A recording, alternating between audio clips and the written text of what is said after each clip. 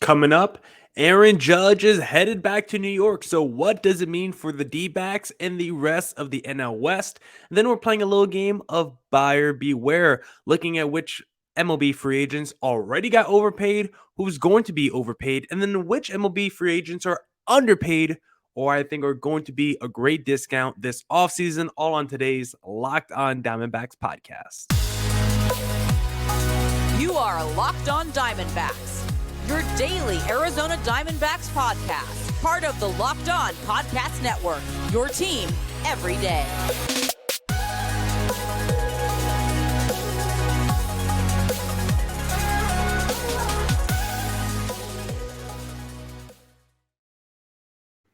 Welcome into the Locked On Diamondbacks podcast, part of the Locked On Podcast Network. Your team every day listening to who? Always charismatic host of this podcast, Miller Thomas. I'm a multimedia journalist and I'm a graphic designer. So please go check out my website, MillerThomas24.myportfolio.com. On there you can see all my latest work, from my packages to my articles to my photos and my graphic design. If you want to see more content by me, just follow me on Twitter at CreatorThomas24 for my personal account, or just look up Locked On Diamondbacks, both Twitter, Instagram for the podcast handle. And of course, thank you for making Locked On Diamondbacks your first listen every day. I would not be able to do this podcast without you, my loyal listeners, sharing, subscribing, reviewing, doing all that so I could do this podcast for you.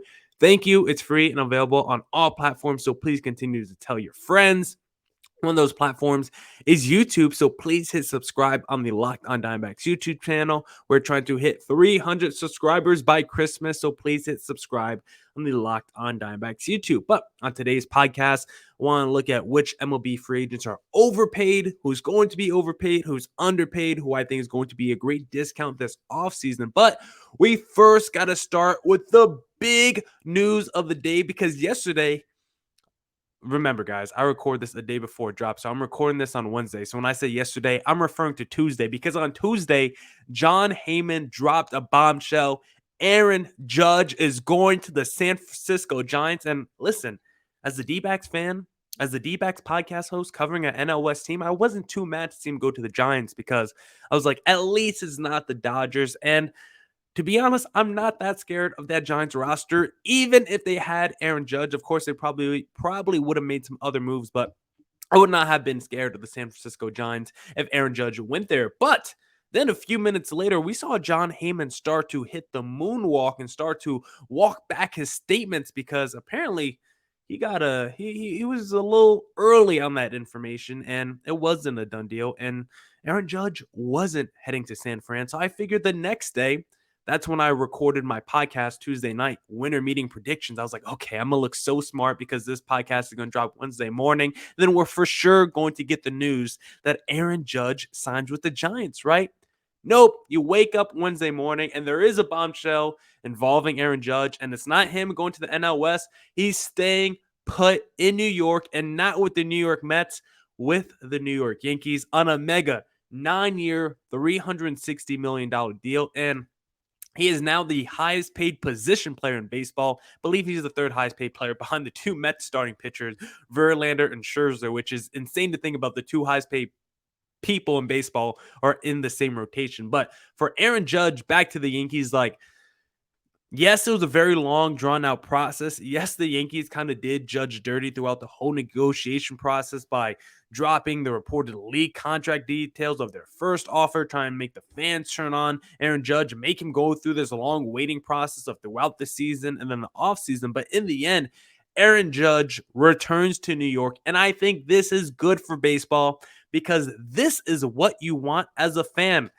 Listen, I love free agency. I love the idea of going out there and sign a mega free agent. But for players of Judge's caliber, who is in a different class than most of these MLB free agents, a guy who is homegrown, a guy who has a chance to be a Hall of Famer, a guy who has a chance to be a historic Pantheon great among Yankees legends. And it's like, you're going to let that guy walk in free agency after he just hit 60 home runs and set the AL home run record and the Yankees franchise home run record, knowing how many great players have come through Yankee Stadium? You're going to let that guy walk in free agency? I think it would have been a terrible signal to just the rest of the major league teams, because then where do you stop? The guy like Aaron Judge can't re-sign with a team like the New York Yankees. Like, I think it would have sent a bad signal to the rest of baseball that these free agents are not willing to leave, because it seems like these teams are willing to not pay their homegrown historic stars the money that they need. Like we see Juan Soto get traded from the Washington Nationals.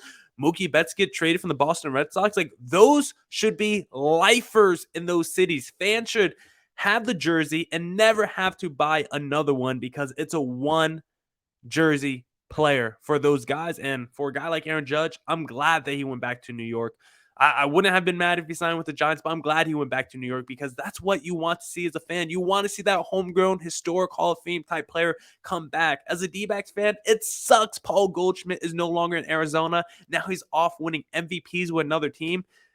Free agency should have some stars, some all-star level players, but it should not have your franchise icon in the pool. Those guys should be re-signed before they hit free agency. And if they are going to hit free agency, it better be because they're on their second team. That team's letting them walk. It better not be the team that drafted them and groomed them through their organization, because then that's a really bad look on that team's front office. And if you're not going to pay your star, you got to do what the Orioles did and trade your player before free agency. Even though the Orioles did a terrible job and traded him way too late, should have traded Manny Machado 2 years prior to free agency. That's what you got to do if you're not going to resign these players, because it makes no sense to have these historic all-star superstar players and then let them hit free agency and you don't even get anything in return. I just don't understand that if you're an MLB front office. But now that Aaron Judge is going back to the New York Yankees, let's actually discuss this from the Yankees standpoint, like the on the field product, because now that Aaron Judge is going back to the Yankees, what's the next move for the New York Yankees, right? Aaron Judge was their top priority. You couldn't do anything till Aaron Judge got signed. So you think, because listen, you see what the Boston Red Sox are doing. They're saying Xander Bogaerts is their top priority, but they're signing everyone but Xander Bogaerts. So I guess the New York Yankees could have went that route, signed other players before signing Aaron Judge, but Aaron Judge is taking up a massive amount of their payroll, and the Yankees still have a lot of holes to fill. Still shortstop. What are you going to do? A lot of still really good shortstop on the free agent market. Are the Yankees going to sign one of those guys? What are they going to do with the Josh Donaldson move? They need some help after Garrett Cole, after seeing Jameson Taillon leave in free agency. Probably need a couple more bullpen arms. Like this Yankees team, if they run it back, because that's in the position they are in, they seem like they're set up to probably still be a playoff team, still probably be around 90 wins. But do you see a championship contender as we stand right now? No. Offseason still longs away before it finishes. But right now, with this Yankees team, they need to go out there and start being aggressive, making other moves. Of course, they were all waiting for the Aaron Judge ball to drop. But now that it has dropped, the Yankees have to start getting aggressive this offseason. But like I said, this was a good move for the D-backs because he's no longer coming to the NL West. Now the San Francisco Giants are going to scramble. I like the move that they had yesterday with Mitch Haniger. I thought they got him for a pretty good deal, around like $14 million. If the D-backs didn't have so many outfielders, I would have been down to bring Haniger in, maybe as a DH right-handed guy. I thought that would have been interesting, but I like Mitch Haniger. I like that move for the Giants, but the Giants still have a Carlos Rodon out there in free agency. What are they going to do with him? Brandon Belt's a free agent. Evan Longoria's a free agent. Like, they got a lot of moves. I think Corey Dickerson, Donovan Solano. Like, the Giants have a lot of holes in their roster to fill now that they don't have Aaron Judge on their team anymore. The Dodgers, what are they going to do? They lost out on Aaron Judge. They lost out on Justin Verlander. And so now it's like, there's reports that they're not that interested in Carlos Correa. Like, who are the Dodgers going to go after? Because their rotation is still going to be elite next year. Like, even though they didn't get Verlander, they're still going to have Kershaw, Urias, Buehler, and probably some random starter too. Like, they're still going to have a very good rotation. I don't know what's going on with Trevor Bauer. Maybe he's back. I don't know what's going on with him legally or anything like that. Dodgers, they still got that shortstop hole to fill as well. So I think the Dodgers are also in a position where you're going to see them start going to get a little bit more aggressive. And I think it's going to be a race between the Dodgers and Yankees for some of these free agents that are left. Maybe the Yankees lose out to the Dodgers because they just spent nearly $400 million on Aaron Judge. But I'm very curious to see how these two teams attack free agency now. And one more quick point before we wrap up segment number one. So glad, let me get this right. So glad and so thankful Aaron Judge did not sign with the San Diego Padres, because we would have never heard the end of Slam Diego if they got Aaron Judge, Tatis, Machado and Soto, that core four would have been the best in baseball. That would have been like the Golden State Warriors when they signed Kevin Durant. Like that offense would have been phenomenal. That core would have been elite. And I hate the San Diego Padres, so I'm so glad Aaron Judge did not sign with that team. Now, let me see which ad read I got today. This will be Thursday. So if you want to bet on one of these top free agents signing with the D-backs this offseason, you need to head to betonline.net because betonline.net is your number one source for sports betting info, stats, news, and analysis. Every Sunday when I wake up in the morning before the NFL games start, because I have to get up early to check my fantasy lineup to make sure there's no injuries. And after checking my lineups, the next thing I do is go to betonline.net. I see what are my plays of the day. Usually I like to do a little Saints parlay. Usually I like to bet against the Vikings. And the best place to do that is betonline.net because you get the latest odds and trends for every professional and amateur league out there. From football to basketball to soccer and esports, we've got it all at betonline.net. And if you love sports podcasts, you can find those at betonline as well. We're always the fastest and easiest way to get your betting fix in. Head to the website today or use your mobile device to learn more. BetOnline, where the game starts. All right. Let's get back into the Locked On Diamondbacks podcast. Let's look at some buyer beware free agents who have not signed yet, but I think they're going to be overpaid this offseason, and I would rather not go after these guys because so far, I don't think there's really any deals that I hate so far. The Zach Eflin bidding war, I was not a fan of. I don't understand why the Red Sox and Rays were fighting for his services. He's like a solid number 4 starter, but he's not someone that we should have a bidding war over. Jameson Taillon might have been a little rich from my standpoint, and I don't like the Cubs signing him because he basically has to be the guy for Chicago, but it wasn't an outrageous deal. I think probably the worst deal that I don't like so far in free agency might have been the deal that the Red Sox pulled today for the Japanese outfielder just because they made him like the highest paid Japanese position player of all time. He's in his late 20s. It's not a big power or speed threat. Like he can hit 20 plus home runs, but he's mostly an elite contact and on-base machine, so we'll see if it works out for him. I just don't like being the team that sent out the largest contract on record for someone who I've never seen play in America. That's just my biggest concern with that deal, but it could actually end up working out for him. Maybe this guy's like an instant impact, all-star outfielder, and I'm just downplaying and not giving him enough credit. But let's jump into the list of these are players who I'm not saying these players aren't good. I'm not saying these players, if you sign them, they won't help out your team. I just think they will instantly become maybe overpaid or overrated based on their contract. And the first guy is a Brandon Nimmo because, listen, Brandon Nimmo is a good player. He has multiple seasons with an 800-plus OPS. I'm a big OPS guy. Some people use WRC plus as like their go-to metric. I think OPS is just a lot easier for people to visualize and for people to rationalize in their head whether you're a good player or not. If I told you someone has like a 87 WRC plus, some people knows what that means, and some people are like, what's the league average on that? But if I told you someone has like a 750 OPS versus an 850 OPS, I think we know there's a big difference between those two players. So for Brandon Nimmo, he's someone with multiple 800 plus OPS seasons, a really good contact hitter, good at getting on base, a great defensive center fielder. I don't think he allowed one error in center field this past season. Really battles at the plate, knows how to draw out in at bat. But Brandon Nimmo projected around $21 million over 6 seasons. He's someone that's turning 30 years old this March before the start of this next season. And for Brandon Nimmo, my biggest issue with him is probably that he's a big health risk. Excuse me, had a burp real quick. Only 2 seasons with more than 100 games played. Doesn't really have a ton of power. Like for Brandon Nimmo, he had his second most home runs in a season with only 16 this past year in 151 games.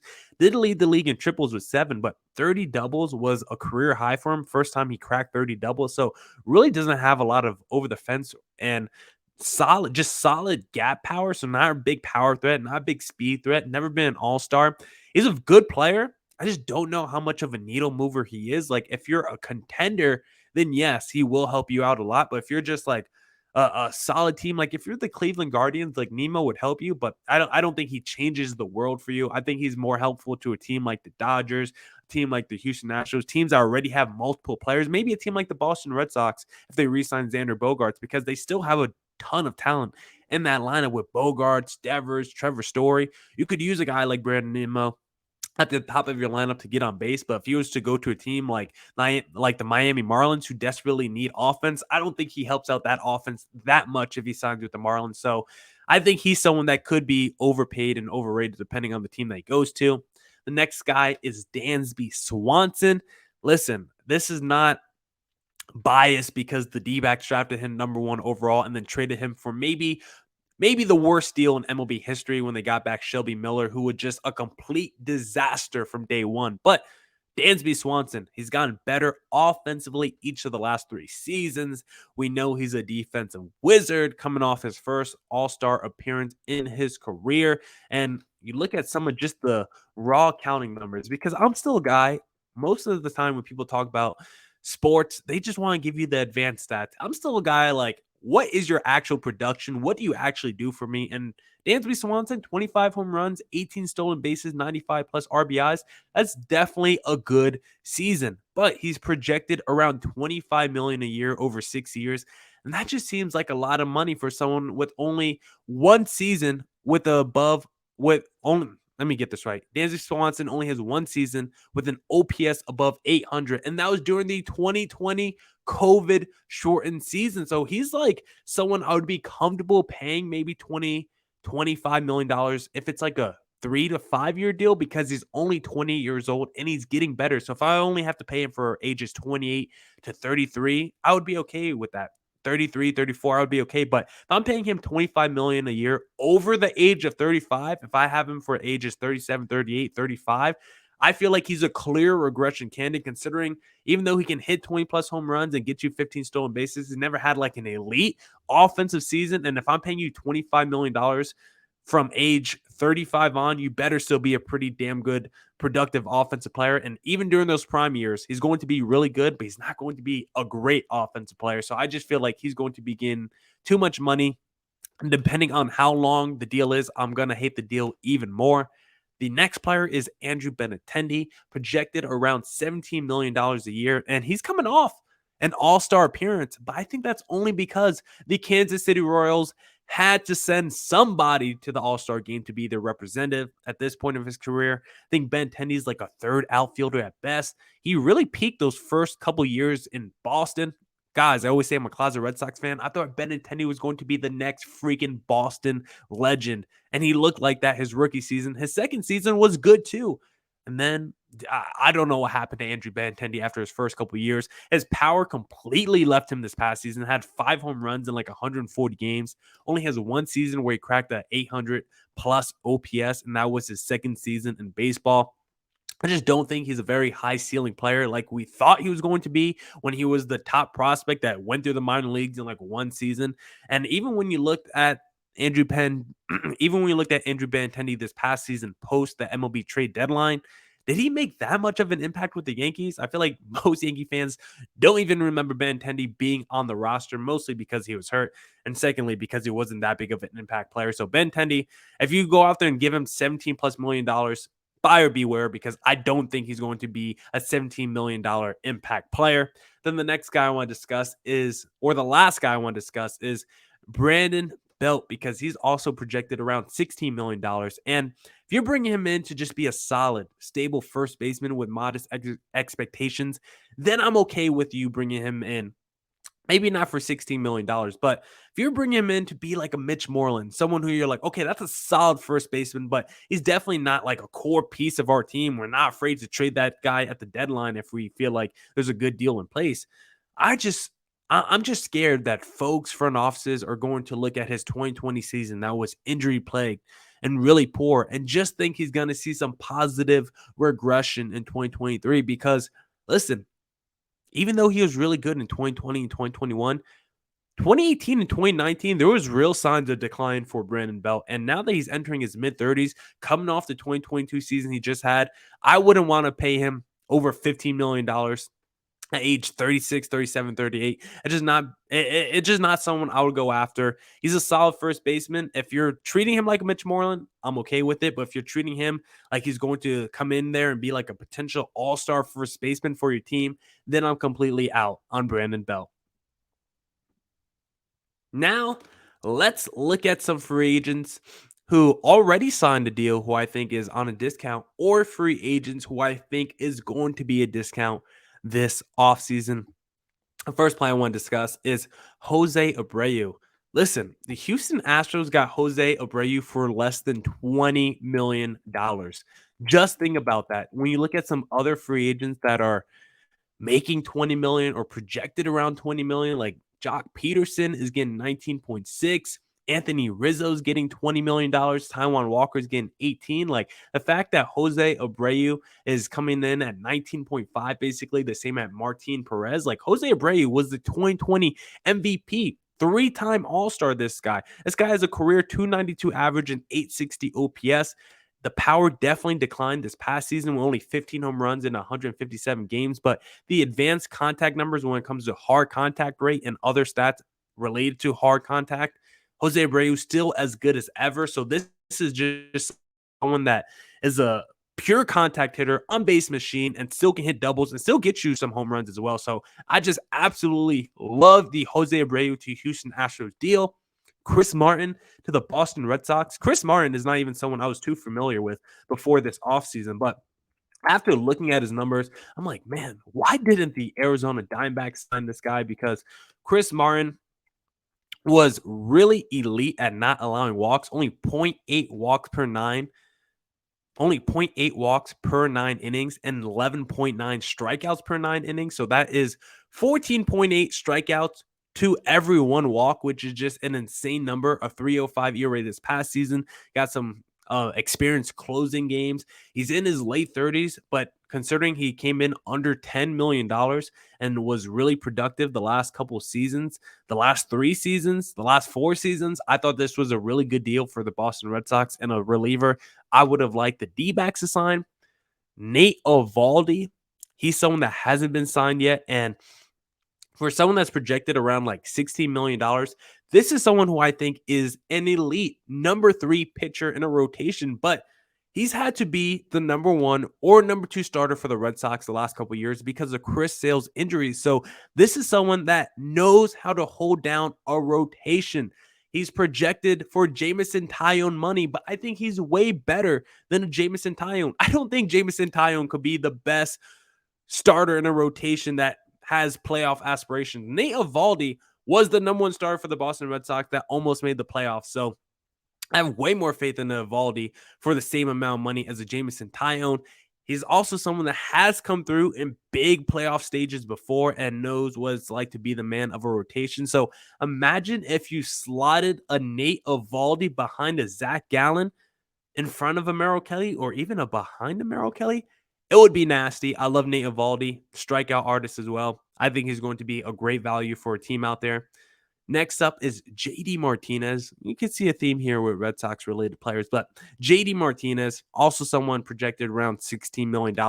Definitely in the decline, coming off a lesser type JD Martinez season in 2022, but still a really good offensive player. Limited to DH, I know, but I still think he could get you 15 to 20 home runs. I think he's still one of the purest contact hitters in baseball. I still think he's going to have like a 300 average. I still think he knows how to rake in the middle of your lineup. And he's just going to be like a Nelson Cruz, where you always think you always think the cliff, the drop off is coming. And then you look up at the end of the year, like, damn, he put up all-star level numbers once again.